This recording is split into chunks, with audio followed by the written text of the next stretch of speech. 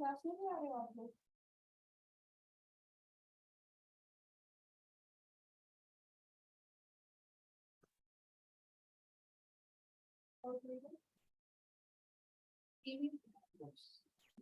अब अलग अलग सब्जेक्ट में अलग अलग लोग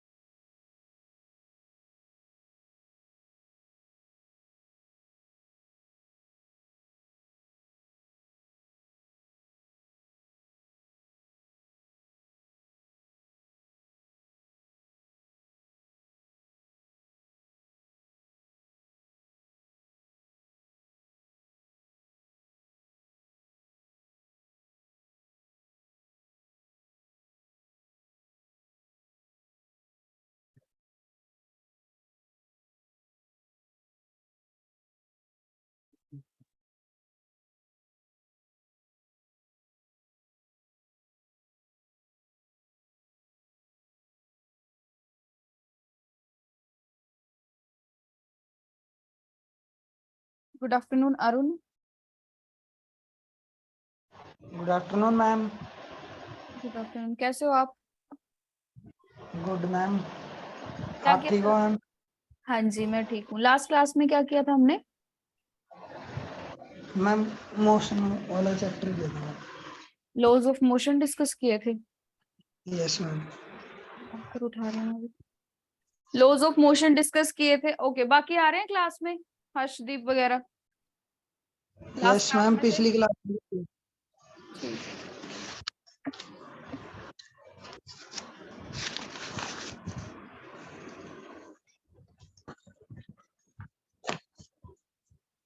एनडी का पढ़ने आप तो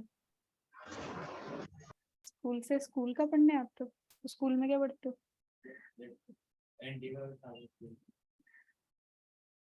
सुबह? अच्छा, स्कूल जाते हो सुबह। 2 मिनट वेट कर लो, बाकी भी आ रहे हैं।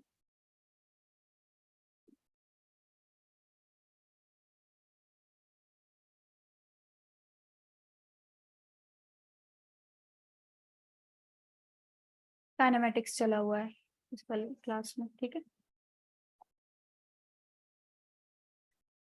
मेरा सेकंड चैप्टर स्टार्ट हो गया, स्ट्रेट लाइन वाला क्या है? स्ट्रेट लाइन वाला आए क्यों नहीं आप एक्स्ट्रा क्लास में? इतने दिन छुट्टी थी जब बीच में, तब स्कूल लगे थे जब इनको छुट्टी थी। बाकी हाँ, उससे पहले आए थे। कहाँ तक पढ़ा था? एक्सेलरेशन तक।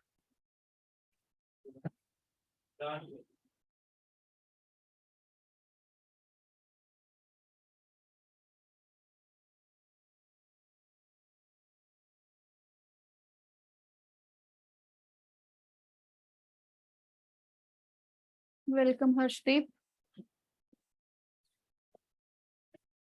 आपका सर दिख रहा है इसमें, ठीक है।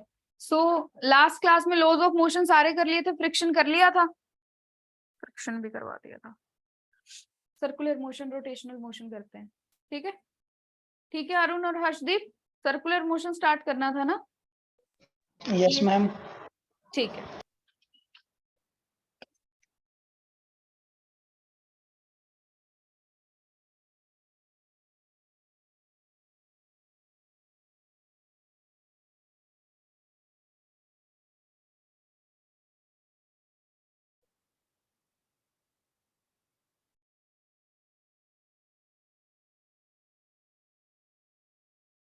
सबसे पहले तो सर्कुलर मोशन और रोटेशनल मोशन का डिफरेंस पता है आप लोगों को? ये क्या डिफरेंस होता है? सर्कुलर में ऐसे घूमती है और रोटेशन में रोटेट होती है एक्सिस पे। एक फिक्स एक्सिस के अबाउट जब रोटेट करेगी, ठीक है, दैट इज रोटेशनल मोशन। यानी कि एक एक्सिस होगा, एक एक्सिस है, उसके अराउंड क्या कर रही है, रोटेट कर रही है, that is rotational motion. Circular motion में एक पाथ होगा, एक जिसका एक सेंटर होगा और एक सर्कुलर पाथ होगा जिसके अराउंड मूव करेगी, ठीक है। यहाँ पे क्या है, एक ही एक्सिस में घूमी जा रही है और यहाँ पे रोटेट कर रही है पूरा, सॉरी रिवॉल्व कर रही है, ठीक है। रेवोल्यूशन बोल सकते हो सर्कुलर मोशन, और रोटेशनल क्या हो गया, रोटेशनल मोशन। अब सर्कुलर मोशन में देखो, एक सर्कुलर पाथ कंसीडर कर लिया, एक सर्कुलर पाथ है तो उसका एक सेंटर होगा, ठीक है, सेंटर से डिस्टेंस रेडियस जैसे कि पता ही है आप लोगों को। अब यहाँ पे जब बॉडी सर्कुलर मोशन में रिवॉल्व कर रही है, ठीक है, सर्कुलर मोशन में रिवॉल्व कर रही है तो सेंटर की तरफ एक फोर्स एक्ट करेगी, ठीक है, सेंटर की तरफ जो फोर्स एक्ट करती है दैट इज सेंट्रीपिटल। अब ये सेंट्रीपिटल फोर्स का रीजन क्या है, देखो जैसे कि आपने पत्थर को धागे से बांध दिया है ना, तो धागे को खींचोगे अंदर की तरफ तो एक टेंशन पड़ती है, जैसे आप घुमा रहे हो तो अंदर की तरफ एक खिंचाव महसूस हो रहा है उस पत्थर को, ठीक है, धागा अंदर की तरफ खींच रहा है, तो उस खिंचाव की वजह से क्या जनरेट हो रही है, एक सेंटर फोर्स, सेंट्रीपिटल फोर्स आप बोलोगे, जो सेंटर की तरफ लग रही है वो जनरेट हो रही है। फिर ये सेंट्रीपिटल फोर्स है, अब ये सेंटर की तरफ लग रही है, पर वो स्टोन जो है वो सेंटर की तरफ नहीं जा रहा है, यानी उस टेंशन को एक फोर्स जो है वो बैलेंस कर रही है। सो वी इमेजिन कि इसके इक्वल एंड ऑपोजिट कौन सी फोर्स एक्ट करेगी, सेंट्रीफ्यूगल एक्ट करेगी। Okay, this is an imaginary force, ठीक है, ये तो पता है ना सेंट्रीफ्यूगल फोर्स क्या है, इमेजिनरी, या फिर आप बोल सकते हो फोल्स या इमेजिनरी।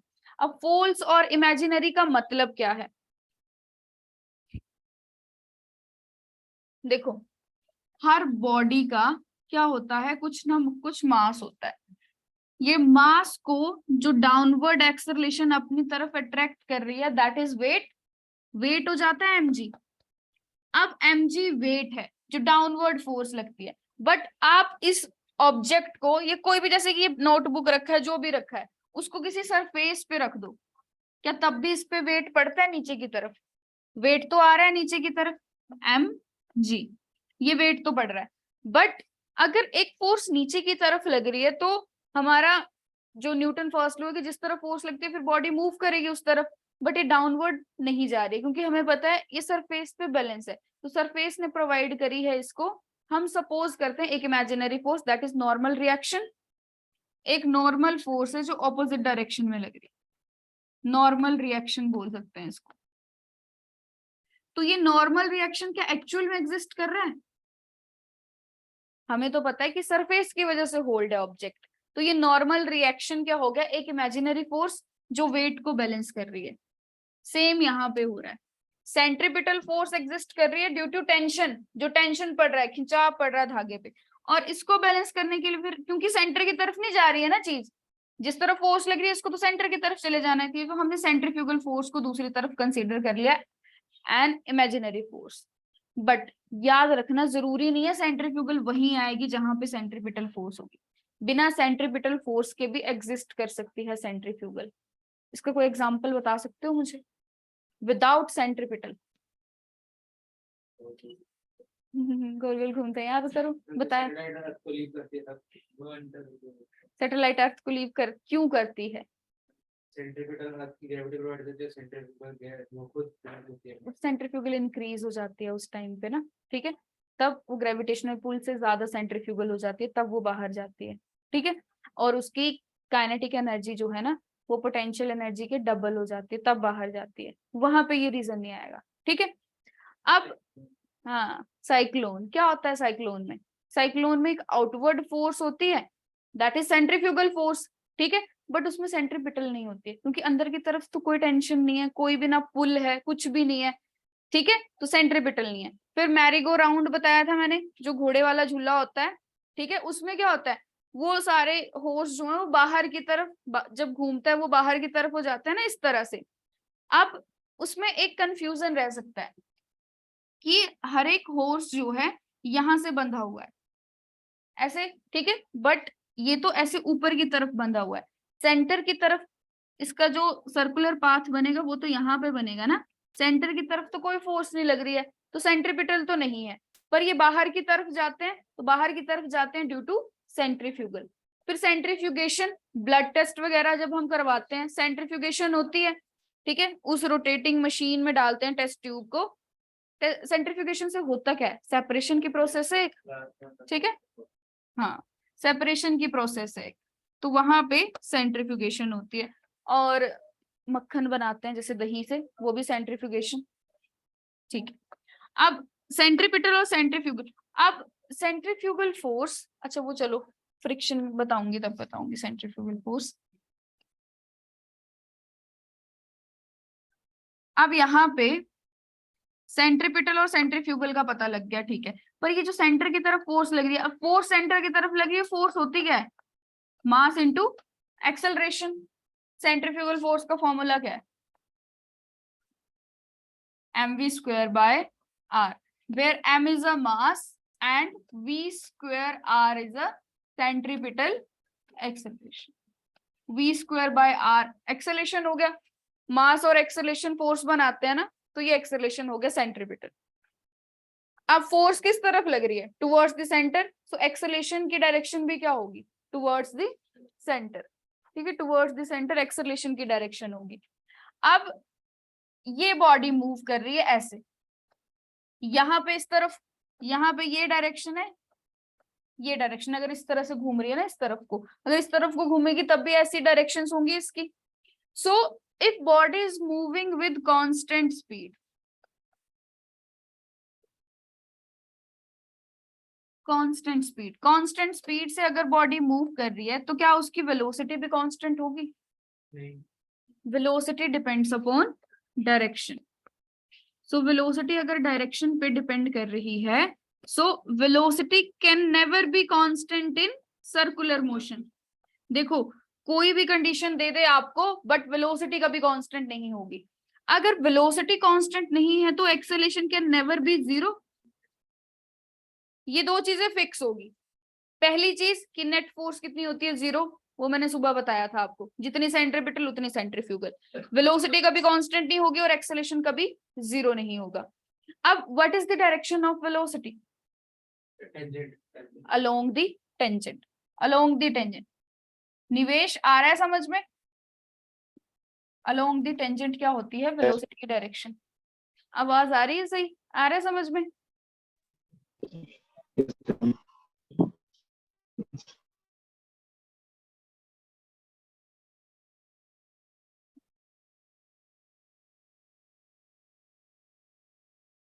चलो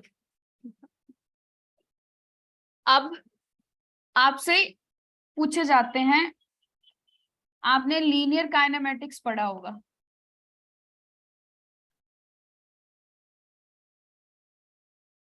लीनियर काइनेमेटिक्स में डिस्प्लेसमेंट एक लेंथ होती है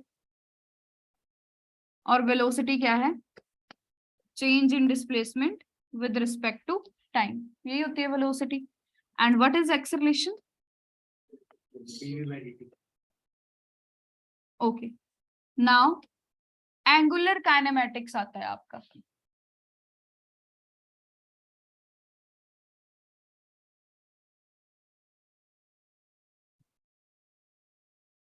एंगुलर काइनेमेटिक्स। अब एंगुलर काइनेमेटिक्स में क्या होगा, यहाँ पे आप स्ट्रेट लाइन मोशन पढ़ रहे हो, circular motion is a 2D motion, 2 dimensional motion है ना, ये 3D है, 2 एक्स और वाई दो ही कंपोनेंट होते हैं। अब ये स्ट्रेट लाइन में आगे जा रही है चीज, तो लेंथ मेजर करेंगे, वेलोसिटी, एक्सेलरेशन जो भी है।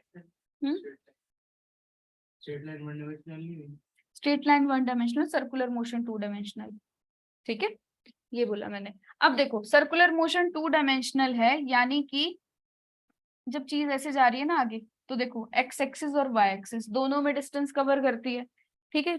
ये आपने प्रोजेक्टाइल में पढ़ा होगा, पढ़ा है ना वैसे, हाँ। अब एक्स एक्सिस और वाई एक्सिस दोनों में डिस्टेंस कवर कर रही है, तो यहाँ पे ये इनिशियल पोजीशन है P पॉइंट सपोज, और बॉडी कहाँ पे पहुंच गई, S पॉइंट पे पहुंच गई, P से S पे पहुंच गई। ये वाली लेंथ उसने कवर करी है, सो ये पाथ कवर करा है, सो दिस इज डिस्टेंस और डिस्प्लेसमेंट आप कंसीडर कर, sorry this is distance, displacement consider करना है तो ये वाला लाइन, स्ट्रेट लाइन जो है, ठीक है। अब डिस्टेंस निकालना है तो आप निकालोगे आर्क, और आर्क निकालने का तरीका क्या होता है? सबसे पहले तो एंगल निकालने का तरीका होता है length upon radius, arc upon radius. तो आर्क क्या हो जाएगी आपकी? Theta into radius, angle into radius. अगर आपको ये वाला एंगल पता है तो आप क्या निकाल लोगे? लेंथ इंटू रेडियस करके, सॉरी थीटा इंटू रेडियस करके लेंथ निकाल लोगे, यानी डिस्टेंस। बट अगर आपको डिस्प्लेसमेंट निकालना है तो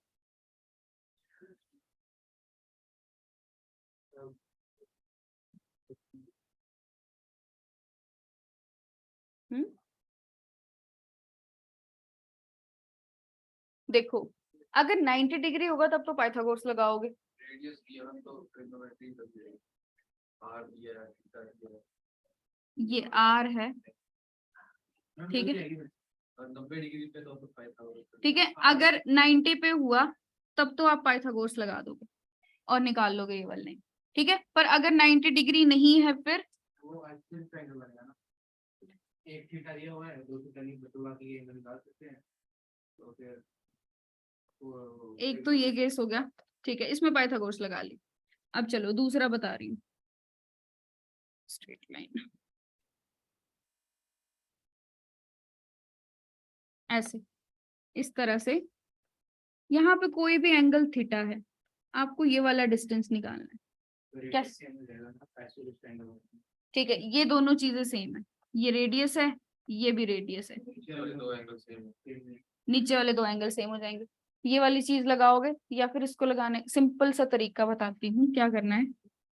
2r साइन थीटा बाय 2, ठीक है, डायरेक्ट ये फॉर्मूला लगाना है और क्वेश्चन हो जाएगा डिस्प्लेसमेंट के लिए।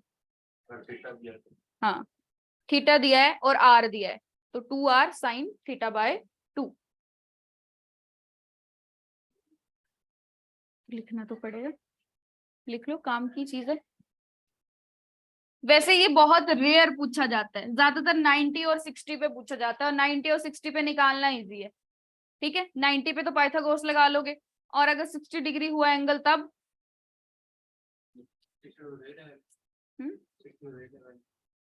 क्या लगा लेंगे? ये वाला, ठीक है। और कोई ट्रिक है? 60 हुआ एंगल तो 60 हुआ तो हाँ, वैसे भी कर सकते हो, बाइसेक्ट करके कर लो, कैसे भी करना है। मैथ्स की ट्रिक्स तुम्हें पता होंगे, ठीक है। ये सेक्टर वगैरह निकालना मैथ्स में तुमने देखा होगा, बट अगर तुम ये फॉर्मूला लगाओगे ना तो डायरेक्ट हो जाएगा। चलो अभी हम बात कर रहे हैं, ये तो चलो लीनियर चीजें हैं जो भी हमने पढ़ी, क्योंकि एक लेंथ निकाल रहे हो आप तो लीनियर है। बट जब मेरे से एंगुलर की बात की जाए तो मैक्सिमम एंगल कितना टर्न हो सकता है या कितना स्वीप हो सकता है एक सर्कल में? 360 डिग्री। अगर 360 डिग्री को मैं रेडियन की फॉर्म में लिखूं तो क्या लिखूंगी? 2 पाई, और 180 को लिखेंगे पाई। डिग्री और रेडियन का तो पता है ना कैसे चेंज करते हैं।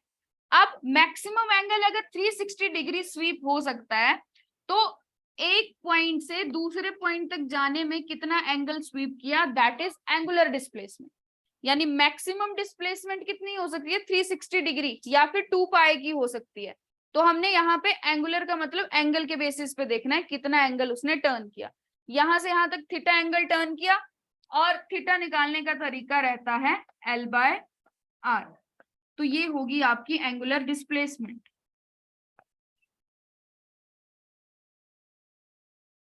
एंगुलर डिस्प्लेसमेंट, एंगुलर डिस्प्लेसमेंट, इसके यूनिट क्या होंगे?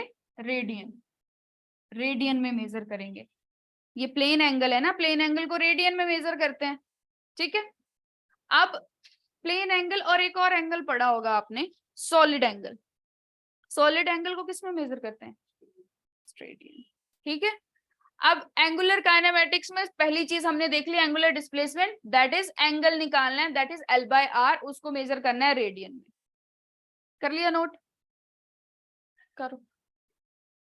अब यहीं पे बता देते हैं, ये तो पता ही है आप लोगों को ना, linear kinematics. Next thing is angular velocity.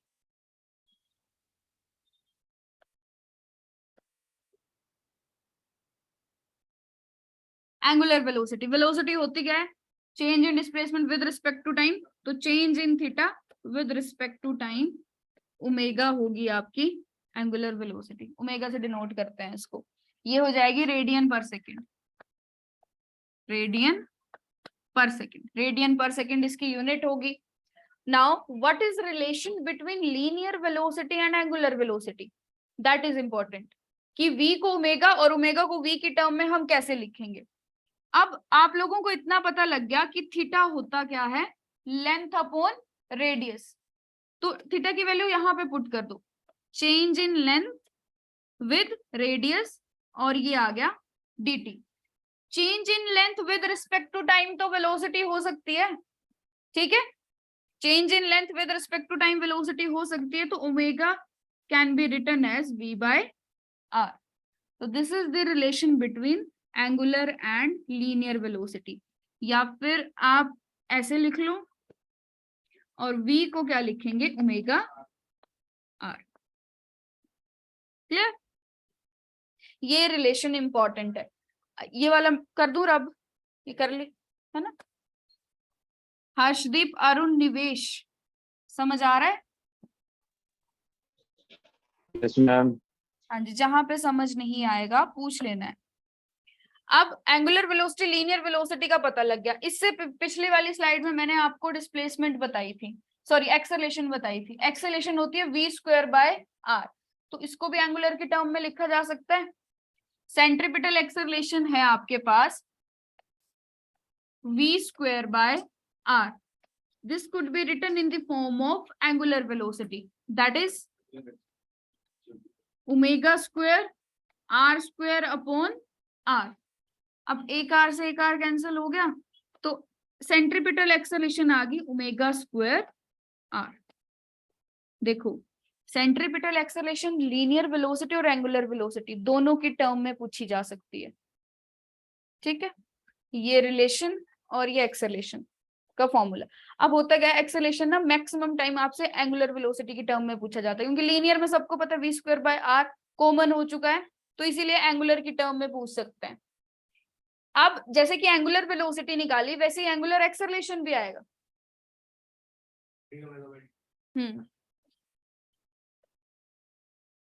Note करना किया हुआ है आपने ये? अच्छा, कोई बात।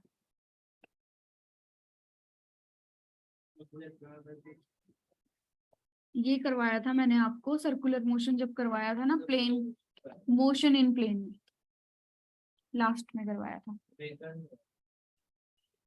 बात नहीं, करना है नोट? कर लिया ना? अभी समझ आ गया? ठीक है, सुबह आना शुरू करोगे अब से आप, ये शाम को ही आओगे? ठीक है।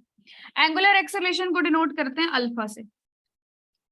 Change in angular velocity with respect to time, so ये आ जाएगा रेडियन पर सेकेंड स्क्वायर। अब ये जो आपका एंगुलर एक्सेलरेशन है और ये सेंट्रीपिटल एक्सेलरेशन है, या फिर इसको ओमेगा आर भी लिखा था, और एक लीनियर एक्सेलरेशन है, सॉरी, ये तीनों डिफरेंट है। समझ गए? ये हम निकालेंगे जब हम सर्कुलर मोशन में एंगुलर, ठीक है, सर्कुलर या रोटेशनल में एंगुलर मोशन की बात करें। एंगुलर मोमेंटम, एंगुलर आपका डिस्प्लेसमेंट, एंगुलर वेलोसिटी, एंगुलर चीजें। एंगुलर का मतलब जहां पे एंगल मैटर करता है, जहां पे आप एक सर्कल या एक रोटेशनल मोशन में हो। और ये सेंट्रीपिटल एक्सेलरेशन सेंट्रीपिटल फोर्स की वजह से आता है, जहां पे सेंट्रीपिटल फोर्स एग्जिस्ट करेगी।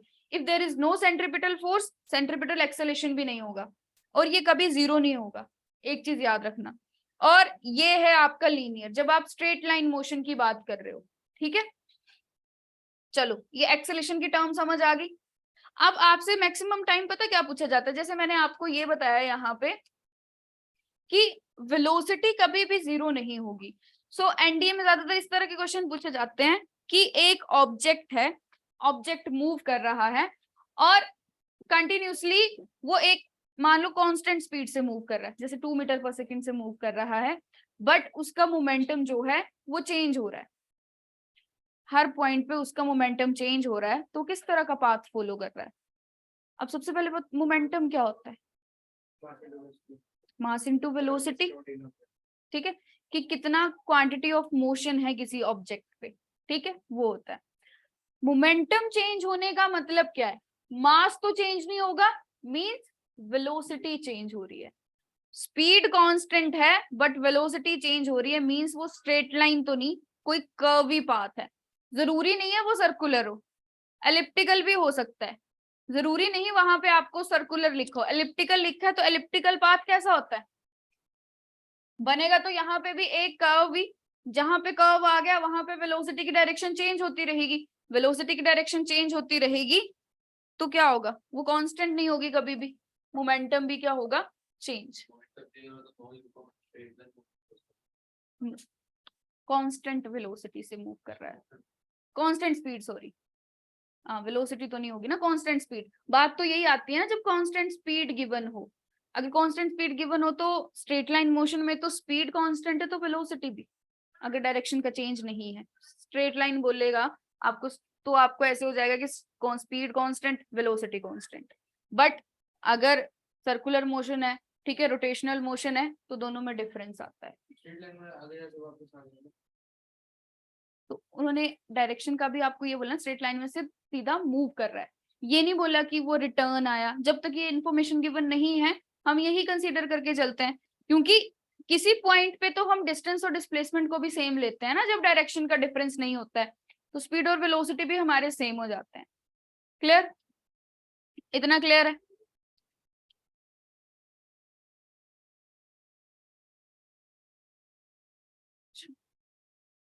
चलो, सर्कुलर मोशन में तो इतना ही इंपॉर्टेंट है, पर इसके बाद आता है आपका रोटेशनल मोशन, ठीक है। अब रोटेशनल मोशन में क्या होता है? सर्कुलर में जैसे कि आपने एंगुलर काइनेमेटिक्स पढ़ा ना, रोटेशनल भी वैसे ही होगा। रोटेशनल में पर एक फिक्स एक्सिस आ जाता है, बात किसकी आती है? Axis of rotation. मेन चीज क्या है? एक्सिस ऑफ रोटेशन है। अब एक्सिस ऑफ रोटेशन, जैसे इस डोर का एक्सिस ऑफ रोटेशन है जहां से ये फिट हुआ है, ठीक है, हिंज से, अब वहां से क्या करेगा? उसी के अराउंड हम इसको रोटेट करवाते रहते हैं, ठीक है।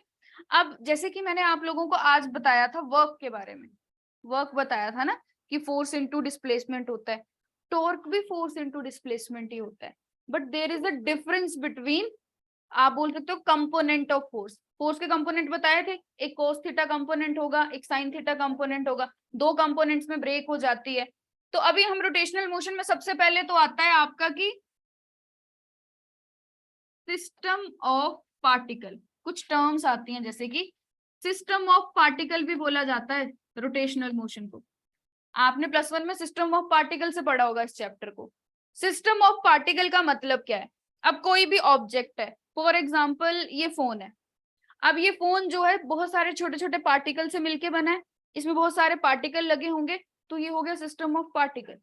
यानी अब हम ऑब्जेक्ट को क्या बोल रहे हैं? सिस्टम ऑफ पार्टिकल बोल रहे हैं। क्यों बोल रहे हैं सिस्टम ऑफ पार्टिकल? क्योंकि रोटेशनल मोशन में हम ये देखते हैं कि क्या अगर ऑब्जेक्ट जो है, जो कि बहुत सारे पार्टिकल से मिलके बना है, अगर ये रोटेट करेगा तो क्या इसके सारे पार्टिकल्स रोटेट करेंगे? ठीक है, कि अगर वो रिजिड है, सॉलिड है, सॉलिड बॉडी है, वो रोटेट करेगी तो उसके सारे पार्टिकल्स भी रोटेट करेंगे, ठीक है। एक्सिस वाला हम ये मान रहे हैं कि एक बॉडी अलग है, वो एक फिक्स एक्सिस के अराउंड, ऐसे नहीं मान रहे जैसे कि आप ये बोल रहे हो ना कि डोर ऐसे फिक्स है, ये बोल रहे हो कि ये वाला तो नहीं रोटेट करेगा, ये सारे रोटेट करेंगे, बट ये जो हिंज है, हिंज को छोड़ के तो बाकी सारा पार्ट ही कर रहा है। हिंज तो वैसे भी कंसीडर नहीं कर रहे हो आप डोर में, उसको छोड़ के तो बाकी सारा, तो सारी बॉडी रोटेट कर रही है, यानी कि ये क्या है? एक रिजिड बॉडी है, पर परफेक्टली रिजिड नहीं है, रिजिड है, परफेक्टली रिजिड नहीं है। तो हर बॉडी में बहुत सारे पार्टिकल्स होंगे, अगर सारे पार्टिकल्स मूव कर रहे हैं तो वो रिजिड है, कुछ एक पार्टिकल्स मूव कर रहे हैं, कुछ नहीं कर रहे हैं, तो इसीलिए हमने सिस्टम ऑफ पार्टिकल बोल दिया कि हर एक पार्टिकल को हम अलग तरह से देखेंगे। ठीक है, सबको इकट्ठा नहीं मान रहे, हर एक पार्टिकल को अलग मान रहे हैं, और इन सब से मिलके बनी है एक बॉडी जिसको बोलेंगे system of particle.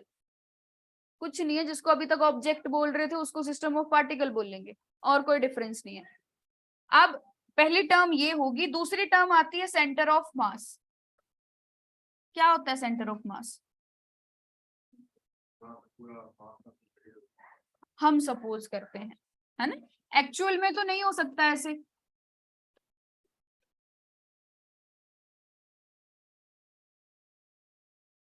Point where we suppose whole mass of body is concentrated. जैसे कि ये पेन है आपके पास, तो इसका जो सेंटर होगा जहां से ये बिल्कुल बैलेंस हो जाएगा, यानी हर तरफ क्या होगा, सेम मास होगा, तो वो मास का सेंटर हो गया। अब हमने ऐसे क्यों किया, फिर सेंटर ऑफ मास ढूंढते ढूंढते गिर भी गए पेन, है ना। अब क्या हुआ, ये जो ऑब्जेक्ट है, अब इसका आपने डिस्टेंस लेना है, हाइट लेनी है सरफेस से, तो डिफिकल्टी थी क्योंकि इसमें बहुत सारे पार्टिकल्स थे और हर एक पार्टिकल का मास था, हर एक पार्टिकल से मिलके बना है। जैसे एक पूरी क्लास है ना, तो क्लास में तो बहुत सारे बच्चे हैं और सबको कंसीडर करना पड़ेगा फिर, है ना। तो हमने क्या किया, एक मॉनिटर बना दिया क्लास का। वैसे ही इन सारे पार्टिकल्स में हमने एक सेंटर कंसीडर कर लिया कि हाँ यहाँ पे सारा मास होगा, ये इसका मेन हेडक्वार्टर है, सारा की सारा मास इसका यहाँ पे है। तो अब टोटल मास अगर 5 kg है तो वो मैं इस पॉइंट पे मानती हूँ, ऐसा होता नहीं है तो पूरी जगह डिस्ट्रीब्यूटेड, पर मैं मानती हूँ इस पॉइंट पे। तो ये पॉइंट हो गया सेंटर ऑफ मास। अब सेंटर ऑफ मास जो है विद इन बॉडी भी लाई कर सकता है, आउटसाइड दी बॉडी भी लाई कर सकता है। ऐसा कैसे? सबसे पहले तो इमेजिनरी पॉइंट है, ठीक है, इमेजिनरी पॉइंट है, हमने कहाँ पे कंसीडर किया, जहां पे बॉडी बैलेंस हो जाए। ये सारी चीजें तो ऐसे बैलेंस हो जाएंगी। तुम्हारे पास एक रिंग है, रिंग के तो यहीं पे मास होता है, सिर्फ साइड में सरकमफ्रेंस पे, बीच पे तो मास नहीं होता। तुम यहां से पकड़ो तब भी बैलेंस नहीं है, यहां से पकड़ो तब भी बैलेंस नहीं होगा, तो तुम्हें क्या करना पड़ेगा, अगर तुम उसको रोटेट करवाओगे तो वो सेंटर से बैलेंस होगा, है ना, सेंटर से बैलेंस हो जाएगा। अगर रोटेट करवाओगे तो वो सेंटर से बैलेंस होता है बेसिकली। तो ये आउटसाइड दी बॉडी हो गया इसका सेंटर ऑफ मास, तो जरूरी नहीं है विद इन बॉडी लाई करे, ठीक है। अब एक चीज याद रखना, हर एक बॉडी का moment of inertia, centre of mass का जो पूरा चार्ट होता है ना, वो याद रखने की जरूरत नहीं है आपको, पहली चीज, ठीक है, वो एनडीए में काम नहीं आएगा आपके। एनडीए में आपसे टॉर्क, सेंटर ऑफ मास या सिस्टम ऑफ पार्टिकल में सेंटर ऑफ मास की वेलोसिटी या सेंटर ऑफ मास की लोकेशन, या फिर एंगुलर वेलोसिटी, एंगुलर मोमेंटम, ठीक है, और मोमेंट ऑफ इनर्शिया, इन तीनों का रिलेशन पूछा जाता है।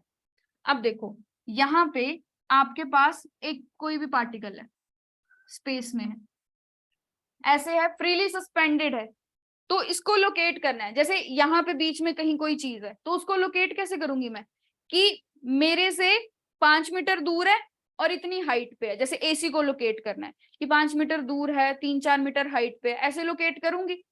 यानी हम कंसीडर कर लेते हैं कोऑर्डिनेट सिस्टम। फिर कोऑर्डिनेट सिस्टम से एक्स एक्सिस में कितनी वैल्यू है, वाई एक्सिस में कितनी वैल्यू है, उस हिसाब से हम कंसीडर करते हैं position vector. Position vector position बताता है ऑब्जेक्ट की, ठीक है। अब एक अकेला पार्टिकल है तो वही उसका सेंटर ऑफ मास होगा, पर यहाँ पे एक दूसरा पार्टिकल भी आ जाए तो, अब अगर दोनों 1-1 kg हैं, दोनों का मास सेम है, तो यहाँ बीच में होगा सेंटर ऑफ मास। पर किसी 1-2 किलो है, 1 किलो का है, तब तो हमें लोकेट करना पड़ेगा कि कहाँ जैसे लाई करेगा, ठीक है। तो जिस पॉइंट पे सेंटर ऑफ मास लाई कर रहा है उसको लोकेट करना है, तो उसको लोकेट करने के लिए क्या कंसीडर करना पड़ेगा, यहाँ पे आपको position vector of centre of mass, कि सेंटर ऑफ मास की पोजीशन कहाँ है वो बतानी है मेन चीज। तो इसको निकालने का तरीका क्या रहता है, m1 r1 प्लस ये पोजीशन वेक्टर है r2 upon m1 plus m2। Formula to find position vector. Position vector किसका, ये वाला, कि जहां पे भी, अब जरूरी नहीं है ये सेंटर में होगा हमेशा, सेंटर में हुआ तब तो आसान है, ये दो पार्टिकल है, इनका डिस्प्लेसमेंट वेक्टर निकालो, उसका सेंटर ले लो, लोकेट करना आसान है। बट जब दोनों का मास अलग है, कुछ भी हो सकता है, मास अलग भी हो सकता है, तब हम क्या करेंगे, उनका सेंटर ऑफ मास जिस पॉइंट से आया है वहां से एक पोजीशन वेक्टर ड्रॉ करेंगे, और ये पोजीशन वेक्टर क्या हो गया, mass of first particle, mass of second particle, ये आ गया r1 position vector of first, r2 आ गया पोजीशन वेक्टर ऑफ सेकंड। तो ये फॉर्मूला हो गया, if these two masses are equal, तब क्या आएगा, हाँ, m1 m2 is equal to m, तो फॉर्मूला बन जाएगा, m तो कॉमन ले लो, r1 r2, और नीचे भी 2m होगा, m से m कैंसिल हो जाएगा, m से m कैंसिल हो जाएगा, तो ये बनेगा r1 plus r2 divided by 2। ये कब होगा, जब दोनों का मास सेम हो। तो सिंपल यही करेंगे हम, ये पूरी इन दोनों को प्लस करके ये आ जाएगा हमारे पास, ये आ गया, फिर इसका हाफ कर देंगे, इसका हाफ कर देंगे, सेंटर पे आ जाएगा। ठीक है, अब ये तो स्टेबल है पार्टिकल, अगर आप लोग बैठे हो तो मैं आप लोगों की पोजीशन फाइंड आउट कर सकती हूँ, बट अगर आप लोग मूव कर रहे हो तब पोजीशन फाइंड आउट हो सकती है, नहीं ना, पोजीशन नहीं, तब आपकी वेलोसिटी फाइंड आउट हो सकती है। ठीक है, सो अगर पार्टिकल्स मूव कर रहे हैं,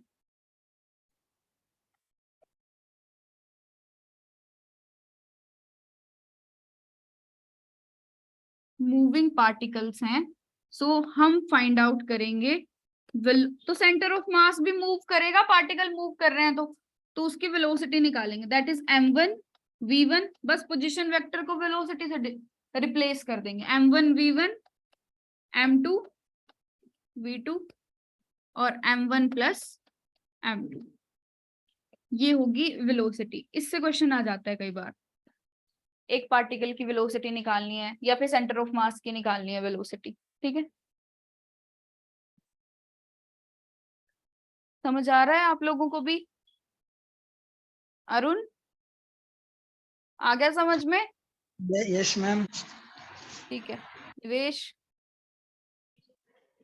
यस मैम, हाँ जी, ठीक है, इतना आप लोगों को भी क्लियर है? हाँ जी, गंधर्व, नाउ आपने मास पढ़ा है, क्या होता है मास?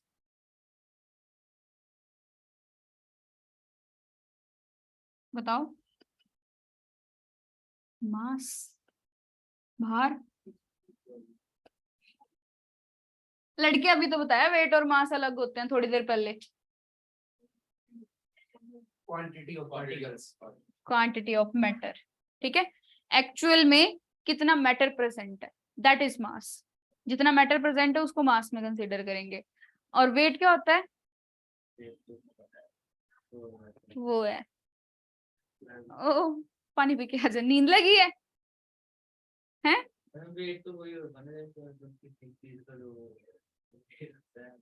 तो मास क्या होता है,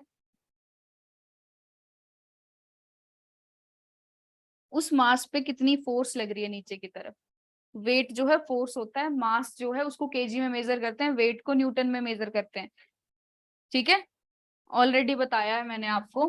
अब देखो, मास है क्वांटिटी ऑफ मैटर, अभी तक आपने मास पढ़ा, केजी में पढ़ा, इसी मास को रोटेशनल मोशन में बोलेंगे मोमेंट ऑफ इनर्शिया। होता क्या है ना, रोटेशनल मोशन में सबके आगे मोमेंट लगा देते हैं, मोमेंट का मतलब है वो रोटेशनल मोशन में आ गई है, मोमेंट ऑफ इनर्शिया। और इनर्शिया क्या होता है,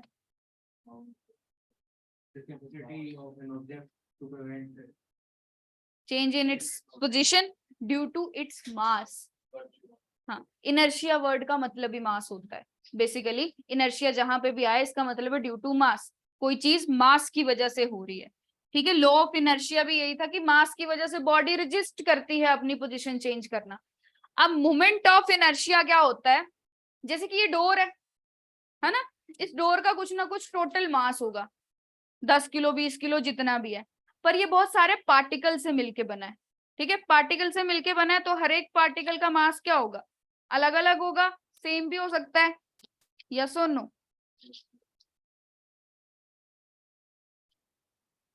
ठीक है, तो इसको कंसीडर करते हैं कि ये इसका एक्सिस ऑफ रोटेशन है, ये एक्सिस ऑफ रोटेशन है, ये एक्सिस ऑफ रोटेशन से ये पूरा क्या है, डोर है, डोर का मास है। यहाँ पे एक पार्टिकल एग्जिस्ट करता है, सपोज जिसका मास है m1, यहाँ पे एक पार्टिकल एग्जिस्ट करता है जिसका मास है m2। ठीक है, इस तरह से यहाँ पे बना लेते हैं कि ये एक्सिस ऑफ रोटेशन है डोर का, यहाँ पे एक मास है m1, यहाँ पे एक मास है m2। तो कुछ बना नहीं, ऐसे मान लेते हैं, ये यहाँ पे एक ऑब्जेक्ट है जो इस एक्सिस के अराउंड क्या कर रहा है, रोटेट कर रहा है। ठीक है, रोटेट कर रहा है, तो यहाँ पे सपोज करो एक मास एग्जिस्ट कर रहा है, एक पार्टिकल ले लिया मैंने यहाँ पे जिसका मास है m1, एक पार्टिकल यहाँ पे है जिसका मास है m2। देखो ये तो कम डिस्टेंस पे है, इसका डिस्टेंस क्या है, ज्यादा है एक्सिस ऑफ रोटेशन से, इसका डिस्टेंस मान लो r1, इसका डिस्टेंस है r2। तो मोमेंट ऑफ इनर्शिया क्या बोलता है, मोमेंट ऑफ इनर्शिया बोलता है कि जो मास है ना वो एक्सिस ऑफ रोटेशन के अराउंड कितनी कितनी दूर है, कैसे कैसे उसको डिस्ट्रीब्यूट किया है। तुम रोटेशनल में एक चीज एडिशनल पढ़ोगे, that is distance from axis of rotation, इसको बोल सकते हो तुम डिस्ट्रीब्यूशन ऑफ मास। अभी तक हमने मास पढ़ा है सिर्फ 1 kg 2 kg, अब हम ये पढ़ेंगे कि वो एक्सिस ऑफ रोटेशन से कितनी कितनी दूर डिस्ट्रीब्यूटेड है, that is moment of inertia. जैसे कि m1 जो है मान लो 1 मीटर के डिस्टेंस पे है, m2 जो है 2 मीटर के डिस्टेंस पे है, तो मुझे मास तो बताना है, ये भी बताना है कितनी दूर है। तो मोमेंट ऑफ इनर्शिया निकालने का तरीका होता है आपका mass into square of distance from axis of rotation. तो अगर मैं इस तरह से खड़ी हो जाऊं, ठीक है, तो सारा मास जो है वो एक्सिस ऑफ रोटेशन के पास है, पर अगर अपने हैंड्स को मैं ऐसे फैला देती हूँ तो मोमेंट ऑफ इनर्शिया, मास को मैंने दूर तक भेज दिया, फैला दिया मास को, तो मोमेंट ऑफ इनर्शिया बढ़ जाएगा। यानी एक्सिस ऑफ रोटेशन से जितनी दूर दूर मास होगा उतनी ज्यादा डिस्ट्रीब्यूशन है, डिस्ट्रीब्यूशन ही बतानी है, दूर तक डिस्ट्रीब्यूशन है मास की, तो that is moment of inertia mr²। Clear, हर एक पार्टिकल का अलग होगा, जैसे इसका होगा m1 r1 का स्क्वायर, दूसरे का होगा m2 r2 का स्क्वायर, तो सिंपल फॉर्मूला है mr², मोमेंट ऑफ इनर्शिया का।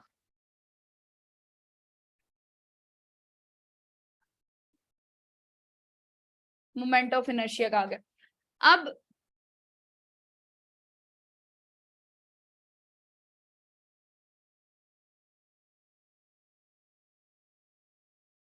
ये जो डिस्ट्रीब्यूशन है मास की, ये चेंज हो सकती है अगर हम क्या करें, एक्सिस ऑफ रोटेशन के पास ले आए बॉडी के मास को। ठीक है, अब आपको ये पता लग गया कि रोटेट कर रहा है मास, रोटेट कर रहा है, कितनी दूर रोटेट कर रहा है उसको मोमेंट ऑफ इनर्शिया में पढ़ लिया। रोटेट कर किसकी वजह से रहा है, कोई फोर्स लग रही होगी इस पे, फोर्स की वजह से ही करेगा ना रोटेट, और उस फोर्स को क्या बोलते हैं हम, टॉर्क, ये टी लिखा है। ठीक है, टॉर्क, अब ये भी टाउ ही बना दिया मैंने, टॉर्क, टॉर्क को टाउ से डिनोट करते हैं। तुमने फोर्स पढ़ी होती है mass into acceleration, linear force पढ़ी मास इनटू एक्सेलरेशन, ये फोर्स है, इसको बोलेंगे moment of force. Moment of force यानी जो फोर्स बॉडीज को क्या करवा रही है, रोटेट करवा रही है, उसको टॉर्क बोलेंगे। तुम दरवाजे को ऐसे धक्का मारो, हॉरिजॉन्टल फोर्स लगाओ इसके एक्सिस के हॉरिजॉन्टल, ये मूव नहीं करेगा कभी, पर तुम अगर वर्टिकल फोर्स लगाओगे, देखो ऐसे बाहर की तरफ, तब ये रोटेट करता है। ये ऑब्जेक्ट है, ऐसे फोर्स लगा लो, ऐसे फोर्स लगा लो, मूव नहीं करेगा, इसके एक्सिस के इस तरह से फोर्स लगा लो, रोटेट नहीं करेगा। पर तुम एक्सिस के परपेंडिकुलर फोर्स लगाओ तो ये क्या करेगा, रोटेट करेगा, रोटेशन आएगी इसमें। एक फिक्स एक्सिस अगर इसका है, कोई भी एक्सिस है, ठीक है, ऐसे भी हो सकता है एक्सिस, तो उसके अराउंड क्या करेगा, ये रोटेट करेगा।